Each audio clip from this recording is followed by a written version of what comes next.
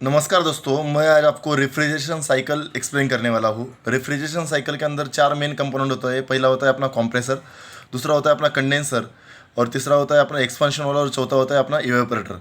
जो कंडेंसर होता है, जिसको अपन आउटडोर के अंदर कंडेंसर कॉइल होती है, एक्सपेंशन वाल की जगह पे नॉर्मल यूनिट के अंदर अपना कैपिलरी होती है, राइट, जो एक्सपेंशन का काम करती है। कंप्रेसर रेफ्रिजरेशन साइकिल का हर्ट माना जाता है। उसको हर्ट क्यों बोलते हैं? क्योंकि इसके अंदर सबसे बड़ा इंपॉर्टेंट जो पार्ट है रेफ्रिजरेशन साइकिल के अंदर का, वो है अपना कंप्रेसर। कंप्रेसर क्या करता है? रेफ्रिजरेंट को सक करता है और उसको कंप्रेसर प्रेशर देके उसको आगे भेज देता है। तो इसके अंदर अपन जो एसी के अंदर जो R22 रेफ्रिजरेंट होता है, उसको एज्यूम करके अगर उसका रेफ्रिजरेशन साइकिल अपन बनाएंगे तो किस कौन सी स्टेज पे गैस की क्या स्टेज होगी, क्या प्रेशर होगा, क्या टेम्परेचर होगा, ये पूरी डिटेल जानकारी मैं इस वीडियो में देने वाला हूँ। जैसे जो R22 गैस होता है, उसका जो सक्शन प्रेशर होता है, सक्शन प्रेशर उसका करीब तकरीबन होता है 55 टू 65 70 PSIG। अपन 65 PSIG या 70 PSIG पकड़ के चलेंगे। 65 PSIG का लो प्रेशर इधर लिखा हुआ है, लो प्रेशर वेपर रेफ्रिजरेंट है, वो कंप्रेसर में इंटर हो जाएगा। कंप्रेसर का काम क्या होता है? जो रेफ्रिजरेंट होता है जो वेपर फॉर्मेट वाला, उसको high temperature high pressure vapour में कन्वर्ट करना। कंप्रेसर कभी भी वेपर को लिक्विड में कन्वर्ट नहीं करता। Compressor low pressure low temperature vapour को हाई प्रेशर हाई टेम्परेचर में कन्वर्ट कर देता है। जैसे टेम्परेचर और प्रेशर डायरेक्टली प्रोपोर्शनल बढ़ते हैं। जब प्रेशर बढ़ जाएगा कंप्रेसर के कंप्रेशन करने की वजह से, तो टेम्परेचर भी ऑटोमेटिकली बढ़ जाएगा, राइट। जैसे सेक्शन प्रेशर 65 PSI है, तो उसको कंप्रेसर का काम होता है तकरीबन 4 टाइम्स प्रेशर बढ़ाना, मतलब 4 गुना प्रेशर बढ़ा देने का। तो ये लो टेम्परेचर, जैसे इधर का टेम्परेचर उसका होता है 10 से 12 डिग्री सेल्सियस, 10 डिग्री सेल्सियस इसका टेम्परेचर है। उसका प्रेशर है 65 PSIG। वो इधर डिस्चार्ज करेगा, कंप्रेसर उसको कंप्रेस करेगा, तकरीबन 4 गुना उसका प्रेशर बढ़ा देगा। प्रेशर अपना हो जाएगा तकरीबन 280 PSI, राइट। और इसका टेम्परेचर बन जाएगा 90 डिग्री सेल्सियस से 100 डिग्री सेल्सियस के करीब। इसका कंप्रेसर का डिस्चार्ज प्रेशर टेम्परेचर बन जाएगा 90 से 100 डिग्री सेल्सियस। उसका प्रेशर रहेगा 280 PSIG। लेकिन जो इधर वेपर था, वेपर मतलब हवा के फॉर्मेट वाला रेफ्रिजरेंट, और लिक्विड मतलब जैसे पानी जैसे पतला अगर हो जाएगा तो उसको लिक्विड फॉर्मेट बोलेगा।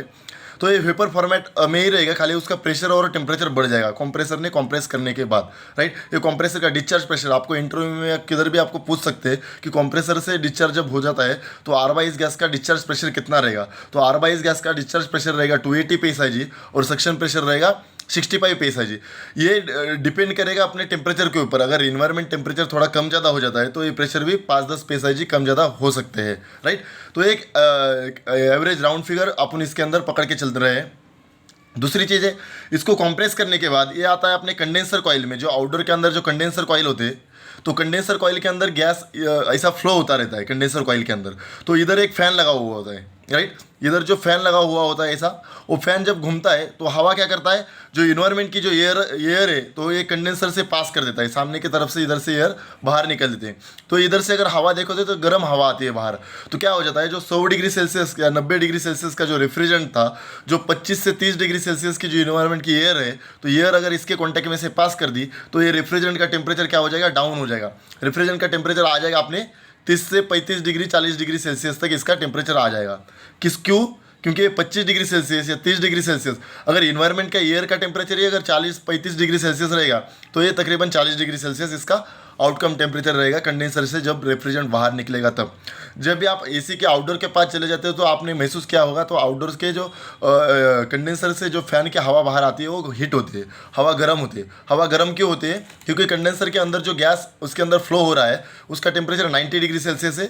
उसके कॉन्टैक्ट में से अपन ने 25 से 30 डिग्री सेल्सियस की इन्वायरमेंट की एयर पास कर दी, तो इसका टेम्परेचर डाउन हो गया, वो हो गया 30 डिग्री सेल्सियस। इसके टेम्परेचर डाउन होने की वजह से जो ये वेपर फॉर्मेट वाला रेफ्रिजरेंट था, वो टेम्परेचर कम होने की वजह से वो बन गया अपना लिक्विड रेफ्रिजरेंट, राइट। ये हाई प्रेशर लिक्विड हो गया। जैसे मैंने बोला कि टेम्परेचर बढ़ने पे प्रेशर बढ़ता है, टेम्परेचर डाउन होने पे प्रेशर कम हो जाता है। उसी तरीके से अगर इधर 280 PSIG प्रेशर रहेगा, तो इधर भी वो तकरीबन मतलब 5-10 PSIG प्रेशर इधर कम होगा, लेकिन प्रेशर हाई ही रहेगा, राइट। अपने इधर मान के चलते हैं 270 PSIG प्रेशर है या 275 PSIG प्रेशर है इधर। ये 270 या 280 PSI प्रेशर का जो रेफ्रिजरेंट होता है, वो अपने एक्सपेंशन वॉल के अंदर इंटर कर देता है। आपने मोस्ट ऑफ एसी के अंदर इधर होता है कैपिलरी, कैपिलरी के अंदर जब इंटर करता है तो कैपिलरी में क्या होता है, एक्सपेंशन प्रोसेस होते हैं। एक्सपेंशन बोले तो क्या, जैसे आप परफ्यूम यूज़ करते हैं, परफ्यूम की जो बॉटल होती है, तो बॉटल के अंदर प्रेशराइज मतलब अंडर प्रेशर स्टोर किया हुआ परफ्यूम होता है। जब उसको अपन बॉडी के ऊपर स्प्रे करते हैं, बॉडी स्प्रे, तो अपने को ठंडा लगता है। क्यों ठंडा लगता है? क्योंकि अगर प्रेशर ड्रॉप हो जाएगा, प्रेशर कम हो जाएगा तो टेम्परेचर डाउन हो जाएगा। उसका प्रेशर जीरो हो रहा है, प्रेशर कम हो रहा है जब अपने बॉडी के ऊपर आ रहा है तो उसका प्रेशर कम होने की वजह से टेम्परेचर डाउन हो रहा है, इसकी वजह से वो अपने को ठंडा लगता है, राइट। उसी तरीके से जब ये 270 डिग्री सेल्सियस 270 psi का जब रेफ्रिजरेंट था, उसको अपन एक्सपेंशन प्रोसेस के अंदर एक्सपेंशन वॉल या कैपिलरी का यूज़ करके उसका प्रेशर सडनली डिक्रीज कर दिया। जैसे इधर प्रेशर डिक्रीज हो जाएगा, प्रेशर जब डिक्रीज हो जाएगा तो इसका टेम्परेचर डाउन हो जाएगा, उसका टेम्परेचर बनेगा 5 डिग्री सेल्सियस। मतलब जिधर 30 से 35-40 डिग्री सेल्सियस का रेफ्रिजरेंट था, उसका टेम्परेचर बन गया 5 डिग्री सेल्सियस, 5 डिग्री सेल्सियस। और जिसका प्रेशर 270 था, उसका प्रेशर बन गया 65-60 या अपन 60 पैसा मान के चलते हैं, 60 पैसा, राइट। इसका प्रेशर 60 पैसा के करीब बन गया और ये अपना लिक्विड रेफ्रिजरेंट यहाँ पे आ गया, राइट। ये लिक्विड यहाँ पे आ गया, लेकिन इसका टेम्परेचर इधर 5 डिग्री सेल्सियस है, इसका प्रेशर 60 psi है।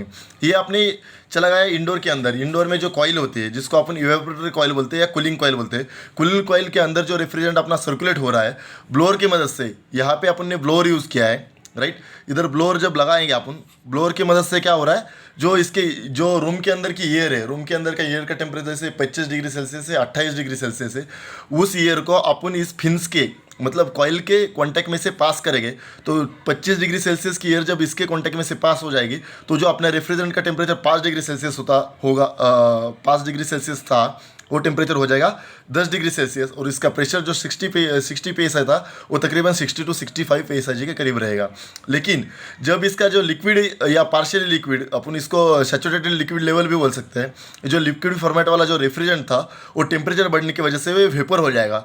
अगर इन केस बाय केस अगर कुछ प्रॉब्लम की वजह से अगर वे वेपर फॉर्मेट में कन्वर्ट नहीं होगा, तो इधर सिक्योरिटी के लिए अपन कंप्रेसर के पास ऑकोमोडेटर यूज़ करते हैं। ऑकोमोडेटर का काम ही होता है जो लिक्विड फॉर्मेट वाला रेफ्रिजरेंट था उसको वेपर में कन्वर्ट करके अपने कंप्रेसर को भेजने का। ये अपनी रेफ्रिजरेशन साइकिल पूरी सर्कुलेट होती रहते। जो आप हर एक स्टेज पे देखोगे तो रेफ्रिजरेंट का जो टेम्परेचर था, प्रेशर था या उसका फॉर्मेट था, मतलब वेपर या लिक्विड, वो अलग अलग स्टेजेस मैंने इसके अंदर एक्सप्लेन किए हैं। ये R22 रेफ्रिजरेंट का अपन एज्यूम करके इसका प्रेशर अपन लिखा हुआ है। जैसे इसका इधर रेफ्रिजरेंट अगर चेंज हो जाएगा, आप बोलोगे सर R32 का अगर अपन रेफ्रिजरेंट का साइकिल निकालेंगे तो इसमें वैल्यू क्या होगी, तो उसके लिए मैं अलग से एक वीडियो बनाने वाला हूँ जिसके अंदर अपन R32 या R410 रेफ्रिजरेंट यूज़ किया तो उसका सेक्शन प्रेशर क्या रहेगा, डिस्चार्ज प्रेशर क्या रहेगा, और वो कंडेंसर से आउट होने के बाद इधर इसका टेम्परेचर और प्रेशर की क्या वैल्यू रहेगी, उसके लिए मैं अलग से वीडियो बनाने वाला हूँ।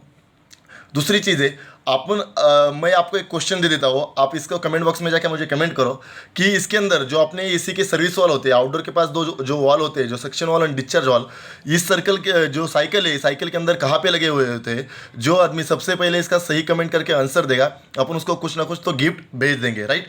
लेकिन आपको परफेक्ट बताना पड़ेगा इस रेफ्रिजरेशन साइकिल के अंदर जो अपने एक्सपेंशन वॉल होते हैं वो कहाँ पे, एक्सपेंशन वॉल ही बोल रहा हूँ, जो सर्विस वॉल होते हैं वो कहाँ पे लगे हुए होते हैं। जो सही आंसर देगा उसको अपन गिफ्ट देंगे। अपने इस चैनल को सब्सक्राइब करो और इस वीडियो को अपने दोस्तों में और व्हाट्सएप ग्रुप में शेयर कर दीजिए। Thank you everybody, thank you so much.